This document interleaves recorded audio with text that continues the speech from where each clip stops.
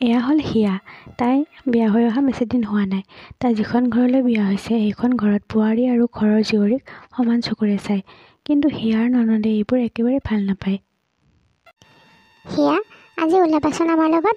আমি তিনিওজনীয়ে আজি এখন চিনেমা চাবলৈ যাম বুজিছা। ৰিধি, তই যাবিনে আমাৰ লগত? নাযাওঁ দিয়া মা, তুমি তোমাৰ মৰমৰ বোৱাৰীকে লৈ চিনেমা চাবলৈ যোৱা। মই মোৰ ফ্ৰেণ্ডছবিলাকৰ লগত যাম। হিয়া, তুমিয়ে ওলাবা। ৰিধি নাযায় বোলে আমাৰ লগত। হ'ব মা, মই যাম দিয়ক আপোনাৰ লগত। যাবা যাবা, ইমান একে মৰমৰ শাহু বোৱাৰী দুজনী। আৰে হিয়া, তুমিনো কিমান আৰু পাকঘৰটোতে সোমাই থাকা। যোৱা, মই ৰুটি বনাই আছোঁ, যোৱা। আৰে নালাগে মা, মোৰতো সকলোবিলাক বনোৱা হৈয়ে গ'ল। আপুনি বহকগৈ যাওক। ৰিধি, যোৱাচোন ডাইনিঙতে পানী আৰু প্লেটকেইখন দিয়াগৈ। মই লৈ গৈ আছোঁ খানাবিলাক। চৰি বৌ, মোৰ এতিয়া টাইম নাই এইবোৰ কৰিবৰ কাৰণে। মা, মোক অলপ টকা দিয়াচোন, পাৰ্লাৰ যাব লগা আছিলে। হয় নেকি? যা তেতিয়াহ'লে, বৌৰ আকৌ লগতে লৈ যা বুজিছ। তাইও পাৰ্লাৰ যাম বুলি কৈয়ে আছিলে। কিন্তু তাৰ আগতে তই এটা কাম কৰ, তাইক অলপমান কামত সহায় কৰি দেচোন, যা। চোৱা মা, বোৱাৰীক সদায় বোৱাৰী হৈ থাকিবলৈ দিয়া বুজিছা, নহ'লে কেতিয়াবা তাই আমাৰ মূৰত উঠি নাচিব। ৰিধি, তই অলপ বেছি বকিব ধৰিছ। এইখন ঘৰত ছোৱালী আৰু বোৱাৰীৰ মাজত মই কোনো ধৰণৰ পাৰ্থক্য ৰাখিব বিচৰা নাই, বুজিলি নহয়? যা এতিয়া, কিবা কাম আছে যদি কৰগৈ। হ'ব দিয়া, এইবোৰ গ'লে তুমি বেয়াই পোৱা, বৰ একেবাৰে মৰমৰ বোৱাৰীজনী। যা বুলি কৈছোঁ নহয় তই ইয়াৰ পৰা, যা। বোৱাৰী, দিয়া, ক'ত কি নিব লাগে মোকে দিয়াচোন, ময়ে লৈ যাওঁ, তোমাৰ অলপমান সহায় হ'ব। এইজনীক নহয় আৰু বুজিছা, এইজনীক বুজাই মই নোৱাৰিছোঁ আৰু, কি যে হ'ব নহয়। হ'ব দিয়ক মা, আপুনিনো ৰিধিক কিয় খং কৰে? একো নাই, তাই সৰু হৈ আছে নহয়, সেইকাৰণেহে এনেকুৱাখন কৰে। একো নাই দিয়ক, আপুনি যাওকচোন, বহককৈ মই লৈ গৈ আছোঁ, যাওক। দিয়া, ঠিক আছে তেতিয়াহ'লে, আহা। ৰিধিয়ে মাকে বৌয়েকক মৰম কৰা দেখিলে একদম ভাল নাপায়। তাই সদায় মাকক বৌয়েকৰ নানান কথা লগাই থাকে, কিন্তু মাক সদায় একেই আছে। বিমল, যা, বোৱাৰীক অলপ ফুৰাই লৈ আচোন, গোটেই দিনটো কেৱল পাকঘৰটোতে সোমাই থাকে। নিম ৰ'বা মা, আমি গোৱালৈ যাম বুলিয়ে ভাবিছোঁ। দেখিলা মা, এনেইতো বৌয়ে আমাৰ লগত সকলো কথাই শ্বেয়াৰ কৰে, কিন্তু গোৱালৈ যোৱা কথাটো কিয় লুকুৱালে কোৱাচোন? ভণ্টি, তাই গমেই নাপায়, গম পালেহে তহঁতক ক'ব। মই টিকটকেইটা অকণমান কমতে পালোঁ, সেইবাবে লৰালৰিকৈ ঠিক কৰিলোঁ। আচ্ছা হিয়া, পেকিং আৰম্ভ কৰা, আমি পৰহিলৈ গোৱালৈ যাম বুজিছা। হিয়া, যোৱা, পেকিং আৰম্ভ কৰি দিয়াগে বুজিছা, পৰহিলৈ তোমালোকৰ যাবই হ'ব নহয়। ঠিক আছে মা। হিয়া, এইবোৰ কি কাপোৰ ভৰাইছা তুমি গোৱালৈ ফুৰিবলৈ যাবানে নে মাৰ ঘৰলৈ বিয়া খাবলৈ যাবা? চাদৰ মেখেলা পিন্ধি গোৱাত ফুৰিব যায় জানো?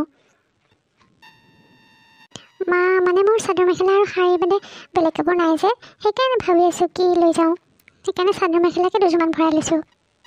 পাগলী, এটা কাম কৰা, তোমাৰ আৰু ৰিধিৰ চাইজ চাগে একেই হ'ব বুজিছা, তাইৰ পৰা দুটামান মডাৰ্ণ ড্ৰেছ লৈ লোৱা, আহি কেনে ঘূৰাই দিলে হ'ল, নে কি কোৱা? মা, আপুনি একদম ঠিকেই কৈছে, মই ৰিধিৰ পৰাই দুটামান ড্ৰেছ লৈ যাম দিয়ক। ঠিক আছে, যোৱাচোন তুমি ৰিধিৰ ওচৰলৈকে, তাইক কোৱাগৈ। হিয়া ৰিধিৰ ওচৰলৈকে আহিলে আৰু তাইক দুটামান কাপোৰৰ কথা ক'লে। নাই বৌ, মই তোমাক মোৰ কাপোৰ দিব নোৱাৰোঁ দেই, নষ্ট হৈ যাব সেইবিলাক, আৰু মোৰ কাপোৰবিলাক বহুত দামী হয় বুজিলা, মই দিয়াত নাই দেই, তুমি যি কৰা আৰু। হয় নেকি? মায়ে তোমাক খুজিব দিয়াৰ কাৰণেহে মই আহিছিলোঁ। হ'ব দিয়া তেতিয়াহ'লে, মই চাদৰ মেখেলাকে লৈ যাম। যি কৰা আৰু তুমি, চাদৰ মেখেলা লৈ যোৱা, শাৰী লৈ যোৱা, সেইটো তোমাৰ কথা। গোৱাত আৰু চাদৰ মেখেলা পিন্ধিলে কিমান যে ধুনীয়া লাগিব নহয় তোমাক। ৰিধিয়ে হিয়াক কাপোৰ নিদিয়াৰ বাবে শাহুৱেকে তাইক লৈ বজাৰলৈ গ'ল আৰু কেইটামান মডাৰ্ণ ড্ৰেছ কিনি আনিলে। আৰে মা, আগতে নক'লা কিয় বৌক নতুন কাপোৰ দিম বুলি? তেতিয়াতো মই মোৰ পুৰণা কাপোৰখিনি বৌক দিলোঁ হয় ন, মোক দিব পাৰিলা হয় নতুন কাপোৰখিনি। চা ৰিধি, পৰিয়াল এটাত সকলোৰে লগত একেলগে থাকিলে সকলোৰে কথা ভাবিব লাগে বুজিছ, অকল নিজৰ কথা ভাবিলেই নহয়। আৰু তই অলপ সংস্কাৰী হ'বলৈ শিক বুজিছ, আজি বা কাইলৈ তোৰো বেলেগ এখন ঘৰলৈ বিয়া হৈ যাব লাগিব। আৰু হিয়া, আজিৰ পৰা তুমি এইবোৰ ড্ৰেছো ঘৰতে পিন্ধি থাকিবা বুজিলা, একো দৰকাৰ নাই এইসোপা মেৰাই থাকিবৰ কাৰণে। বাছ, সেইদিনাৰ পৰা ঘৰত ৰিধি আৰু হিয়া দুজনীয়ে একেধৰণৰ কাপোৰ পিন্ধি থাকিব ল'লে। কেইদিনমানৰ পাছৰ কথা, এদিনাখন সিহঁতৰ ঘৰৰ ওচৰৰে মানুহ এজনে হিয়াহঁতৰ ঘৰলৈ ফুৰিবলৈ আহিল। আৰে বেটা, মাক মাতাচোন, কথা অলপ আছে মোৰ তেখেতৰ লগত। মা, অলপ এইফালে আহিবচোন। আপুনিহে, মই আকৌ বেলেগ কোনোবা অহা বুলিহে ভাবিছিলোঁ। আপোনাৰ ছোৱালীজনী ডাঙৰে হ'ল। মানুহ এঘৰে ছোৱালী এজনীৰ কথা মোক কৈয়ে আছে। আপুনি যদি মান্তি হয় মই কথাটো আগবঢ়াব পাৰোঁ। এইজনী মোৰ ছোৱালী নহয়, এইজনী মোৰ বোৱাৰীহে হয়। আচলতে আমাৰ ঘৰত ছোৱালী আৰু বোৱাৰীৰ মাজত মই কোনো ধৰণৰ পাৰ্থক্য ৰখা নাই, বুজিলে? সেইবাবে আপুনি ধৰিব পৰা নাই। অৱশ্যে মোৰ ছোৱালী এজনীও আছে, তাইও ডাঙৰ হৈছে। আপুনি যদি কোনোবা ভাল ল'ৰা সম্ভেদ পায় মোক জনাবচোন। হিয়া, যোৱাচোন মাজনী দুকাপ চাহ লৈ আহা। নাই নালাগে দিয়ক। মই তাৰমানে চাহ তাহ নাখাওঁৱে, বুজিছে? বহুত গেছৰ প্ৰব্লেম হৈ থাকে। এতিয়া মই আহোঁ দিয়ক। ভাল কোনোবা মানুহৰ সম্বন্ধ পালে মই আপোনালোকৰ ঘৰলৈ আহিম চিধাই। অঁ, হয় নেকি? ঠিক আছে তেতিয়াহ'লে। তুমি থিয় হৈ থাকিলা যে, বহা আকৌ। হ'ব দিয়ক মা, এনেকৈ ডাঙৰ মানুহে কথা পাতি থাকিলে বহিব ভাল নালাগে দিয়কচোন, সেইবাবে বহা নাছিলোঁ। একো নাই, কিনো হ'ব। আমাৰ ওচৰৰে হয় এইজনী মানুহ। অঁ, মই দেখি থাকোঁ। ভাল মানুহ এঘৰ পালে হ'ল আৰু ৰিধিৰ কাৰণে ন? অঁ, তাকেতো মই তাকে ভাবিছোঁ, ভাল মানুহ এঘৰ পালে আৰু তাই ভালকৈ থাকিব পাৰিব আৰু। আজি ৰিধিক চাবলৈ মানুহ এঘৰ আহিছে। মানে এইটোৱে আপোনালোকৰ ঘৰ? মই আকৌ বহুত ধনী ঘৰৰ ছোৱালী বুলি শুনিছিলোঁ। আৰু এইজনী আপোনাৰ বোৱাৰী নেকি? মাজনী, তোমাৰ চাদৰ মেখেলা নাই নেকি? এই যে জিন্স টপবিলাক পিন্ধি আছা, কেনেকৈ আছা দেখোন? মানুহ আহিলে এনেকৈ থাকিব নালাগে নহয়। চাদৰ মেখেলা বা শাৰী এখন পিন্ধি থাকিব লাগে আকৌ। নাই, তাইক মইহে এইবোৰ পিন্ধিবলৈ কৈছোঁ। তাই শাৰীও পিন্ধে, মানে সৰু ছোৱালী যে, এইবোৰ শাৰী বা মেখেলা চাদৰ পিন্ধিলেই অতি ত'তে জোঁট পোট খাই থাকে। সেইবাবে মই মানা কৰিছোঁ সেইবোৰ পিন্ধিবলৈ। অঁ, সেইটো কথা। আমি হ'লোঁ বহুত ধনী মানুহ দেই। ঘৰত কাম কৰা মানুহ, গাড়ী, টকা পইচা একোৰে অভাৱ নাই। কিন্তু আমাক সংস্কাৰী বোৱাৰী লাগে, বুজি পাইছে নহয় আপুনি? ৰিধিয়ে চাকৰ বাকৰ, টকা পইচা, ধন সম্পত্তিৰ কথা শুনি মাকে একো ক'বলৈ নাপাওঁতেই তাইৰ বিয়াৰ বাবে মান্তি হৈ গ'ল। ৰিধি, তই ইমান কিয় অধৈৰ্য হৈছ? মই কথা পাতি আছোঁ নহয় এওঁলোকৰ লগত, তই অলপ মনে মনে থাকচোন। অঁ, আৰু এটা কথা, আমাৰ ঘৰত কিন্তু ইমান আজাদি নচলিব, আৰু সদায় শাৰী বা মেখেলা চাদৰহে পিন্ধিব লাগিব। মা, তুমি হাঁ কৈ দিয়া প্লিজ। মই বিয়া হ'ম এওঁলোকৰ লগত। মোৰ চাদৰ মেখেলা বা শাৰী পিন্ধাত কোনো ধৰণৰ আপত্তি নাই। মা প্লিজ হাঁ কৈ দিয়া না মা, প্লিজ। ৰিধিৰ মাক উপায়হীন হৈ বিয়াৰ বাবে সন্মতি দিলে। এনেদৰে কেইদিনমান পাছত ৰিধি বিয়া হৈ গুচি গ'ল। ৰিধি বিয়া হৈ যোৱা কেইদিনমান পিছত এদিন ৰিধিলে মাকে ফোন লগালে। হেল্ল', অঁ ৰিধি, ভালে আছে নে তই? বহুত দিন হ'লেও তোক দেখাই নাই, এদিন আহিবিচোন, তোক চাবলৈ বৰ মন গৈ আছে অ'। আৰে মা, কি কৈছা তুমি? ইমান ডাঙৰ ঘৰেদি মই কেনেকৈ যাওঁ কোৱা? ইয়াতে বহুত কাম থাকে মোৰ, বুজিছা? আৰু আলহীটো দিনত আহিয়ে থাকে সদায়। মই জানিছিলোঁ এনেকুৱা হ'ব বুলি, কিন্তু তইহে নামানিলি। তোৰ কথা পেলাব নোৱাৰিহে মই এইখন বিয়া ঠিক কৰিলোঁ, বুজিছ? এতিয়া পাইছ নহয়। হ'ব দিয়া আৰু মা, সেইবোৰ কথা এতিয়া উলিয়াই থাকিব নালাগে। সকলো ঘৰৰ পৰিৱেশ এনেকুৱাই হয়। আৰু জানা, মই ইয়াত অনবৰতে শাৰী বা মেখেলা চাদৰ পিন্ধি মূৰত ৰোৱনী লৈ থাকিব লাগে। আৰু তুমি বৌক কি কৰিছা? পেণ্ট টপ পিন্ধাই ঘূৰি ফুৰিব দিছা। ৰিধি, তই এইবোৰ কি কৈছ? আৰু মই কেনেকৈ জানো তই যে এনেকৈ এনেকুৱা এখন ঘৰত গৈ পেলাই পিঞ্জৰাত বন্দী হোৱাৰ নিচিনা হ'ব লাগিব বুলি? মইতো নাজানো এইবোৰ। দিয়া হ'ব দিয়া আৰু মা, এতিয়া মই ৰাখোঁ, বুজিলা? মোৰ ৰুটি বনাব আছে। তোমালোকৰ নিচিনা নহয় ইয়াত, এবাৰ বনালোঁ আৰু গোটেই দিনটো ফ্ৰী হৈ ঘূৰি ফুৰিলোঁ, বুজিলা? দে হ'ব দে, এদিন টাইম লৈ পেলাই আহিবি, বুজিছ? আৰু এইবোৰ চিন্তা কৰি নাথাকিবি, চব ঠিক হৈ যাব। ৰিধিৰ কথা শুনি ৰিধিৰ মাক কিছু চিন্তাত পৰিল।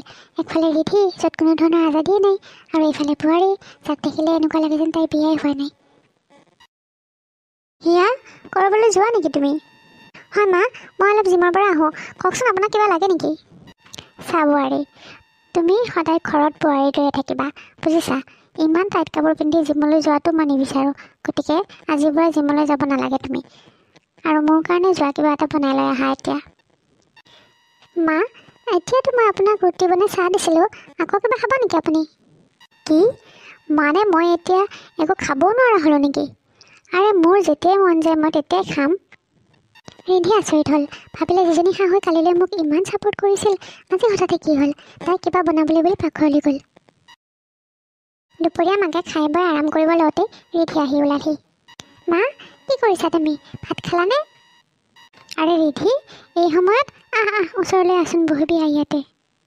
হিয়া, অঁ হিয়া, ৰিধি আহিছে, তাইৰ কাৰণে কিবা খোৱা বস্তু বনালে, আহাচোন তুমি। আৰে নাই মা, মই ড্ৰাইভাৰটো লৈ আহিছোঁ, বুজিছা? ড্ৰাইভাৰ বাহিৰতে ৰৈ আছে। মই বজাৰ কৰাৰ বাহানা কৰিহে ইয়ালৈ আহিছোঁ। ইয়াতে আৰু বেছি টাইম ৰখিব নোৱাৰোঁ, মই যাওঁৱেই। তই দুদিনমান থকাকৈ আহিব পাৰিলি হয়, এতিয়া আহিছ মাত্ৰ যাবি নেকি? আহিবা ৰ'বা মা, বুঢ়ীজনী যেতিয়া মৰিব তেতিয়াহে আহিব পাৰিবা। সেইজনী মৰিলেহে মোৰ শান্তি বুজিছা। এতিয়া মই যাওঁ দিয়া, বেছি সময় বহি থাকিলে ঘৰত হুলস্থুলখন লগাব নহয়। আৰু শুনা, তোমাৰ বোৱাৰীকো অলপ সংস্কাৰ শিকাবা বুজিছা, আৰু এইবিলাক জিম চিম যোৱা মানা কৰি দিবা তাইক। দে হ'ব দে, যা আৰু তই তেতিয়াহ'লে। ৰেডি যোৱাৰ পিছত শাহুৱেকে হিয়াক আৰু জিমত যাব নোৱাৰে বুলি ক'বলৈ তাই ৰুমলৈকে গ'ল। ইফালে হিয়া জিমত নোযোৱাৰ বাবে তাইৰ ফ্ৰেণ্ড এজনীয়ে তাইৰ লগত কথা পাতি আছিলে। কি হ'ল হিয়া, আজি জিমলৈ নাহিলা যে তুমি? অঁ নাজানো ৰ'বা, আজি মাৰ কি বা হ'ল, আৰু চাগে মই কেতিয়াও জিমত যাব নোৱাৰিম বুজিলা। এই শাহুবিলাক চবৰে একেই হয় বুজিলা। এই শাহু মৰিলেহে তই আজাদ হবি, বুজিলি নহয়। নীতা, তই কি মাক মৰাৰ কথা কৈছা? তই কেনেকৈ ক'ব পাৰিলি কচোন? মোৰ শাহু বহুত ভাল বুজিছ, তেওঁ মোক নিজৰ ছোৱালীতকৈ বেছি মৰম দিছে। মায়ে গোটেই ঘৰখন ধৰি ৰাখিছে বুজিলি নহয়। এইবোৰ কথা যাতে তই আৰু দ্বিতীয় দিনাখন মোৰ আগত নকয়। তেওঁৰ চাগে কিবা খং উঠি আছে, সেইবাবে মোক জিমত যাবৰ কাৰণে মানা কৰিছে।